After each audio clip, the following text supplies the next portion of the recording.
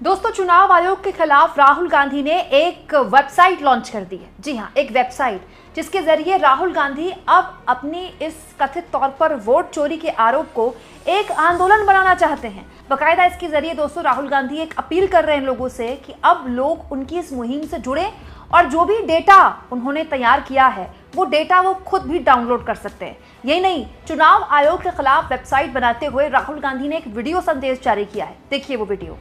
It is critical that we expose voter चोरी। इस campaign का पूरा समर्थन कीजिए। Please support this campaign fully. हमारे वेबसाइट पे पूरा का पूरा इंफॉर्मेशन है, डेटा है। आप इस मूवमेंट में शामिल होइए और हिंदुस्तान में जो वोटर चोरी हो रही है उसको रोकने का काम कीजिए। धन्यवाद। तो क्या ये मान लिया जाए दोस्तों कि चुनाव आयोग के खिलाफ एक बड़ी चढ़ाई की तैयारी हो रही है? दोस्तों, चढ़ाई तो है, सांकेतिक तौर पर ही सही, लेकिन ये चढ़ाई राजनीतिक तौर पर इंडिया गठबंधन के लिए बहुत महत्वपूर्ण होने वाली है और वो होने वाली है 24 घंटे बाद। दोस्तों, सोमवार को यानी कि 11 अगस्त को संसद से राहुल गांधी सहित तमाम इंडिया गठबंधन के नेता चुनाव आयोग पर एक तरह से चढ़ाई करने वाले हैं, या फिर ये कह लें कि चुनाव आयोग तक मार्च निकालने वाले हैं। इस मार्च का ऐलान कुछ दिन पहले ही प्रेस कॉन्फ्रेंस करके विजय चौक में तमाम विपक्षी दलों ने कर दिया था।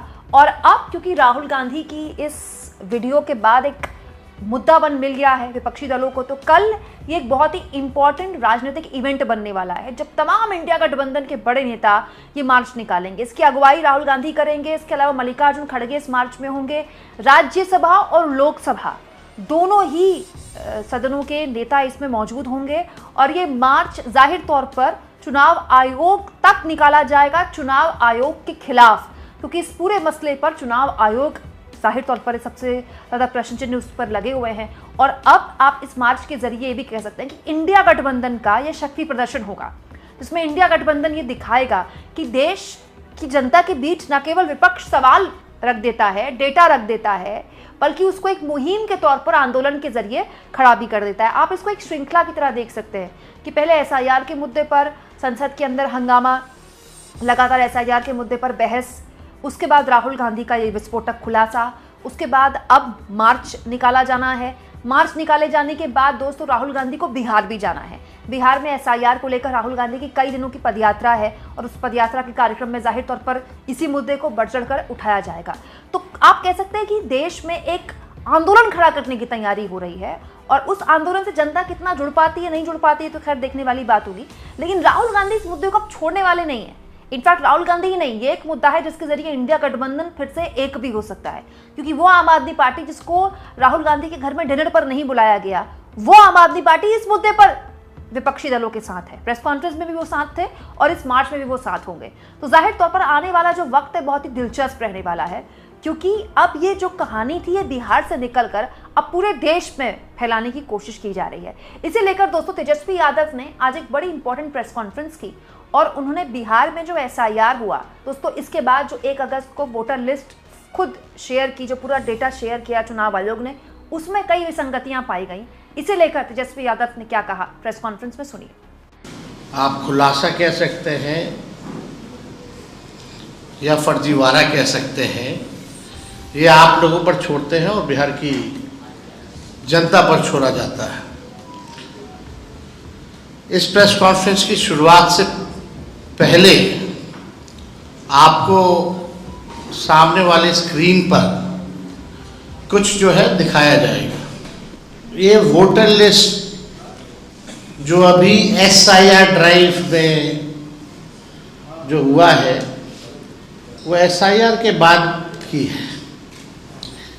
ये मोदी जी के खास और खास बिहार के उप मुख्यमंत्री हैं विजय कुमार सिन्हा।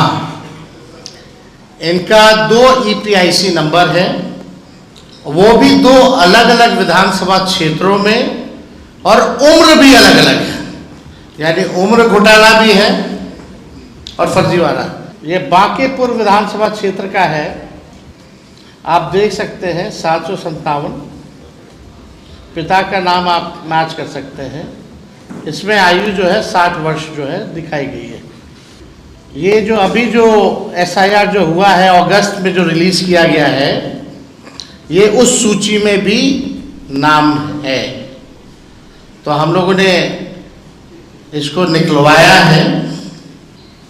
ये देखिए लखीसराय का है, इसमें उम्र 57 वर्ष है और ये भी 2025 का जो SIR जो अगस्त में नया जो निकला है ये उसमें, तो आप समझ सकते हैं ये जो 2024 यानी फरवरी जनवरी के माह में जो निकला था जो लिस्ट, ये बांकीपुर का, तो बांकीपुर का 2 है, एक जो फरवरी वाले में था और एक जो अगस्त वाले में, और लखीसराय वाला जो अगस्त में एनरोलमेंट है।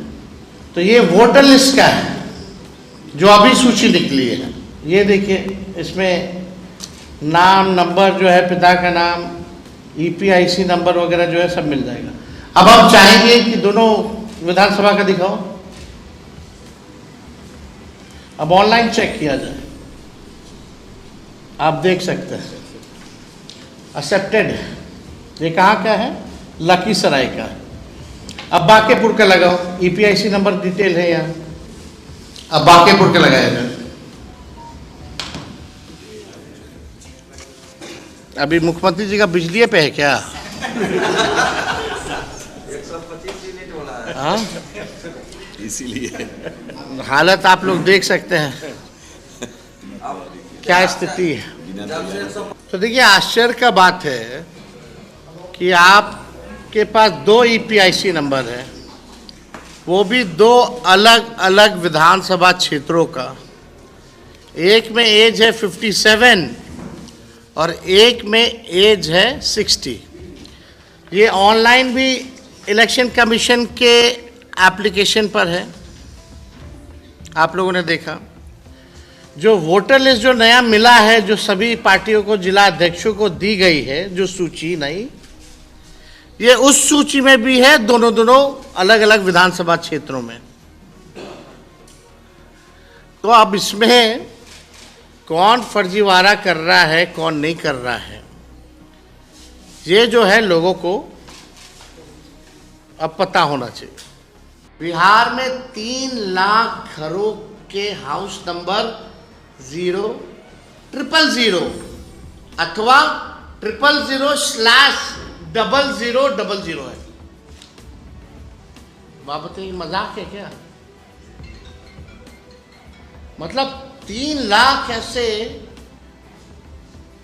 घरों के हाउस नंबर है जिनका 000 अथवा 00/000 है। ये मजाक है? ये कौन सी SIR प्रक्रिया है? तो हमको लगता है कि विजय सिन्हा जी और इलेक्शन कमीशन को, कम से कम इलेक्शन कमिश्नर को ईगो में चीज़ें नहीं लेनी चाहिए।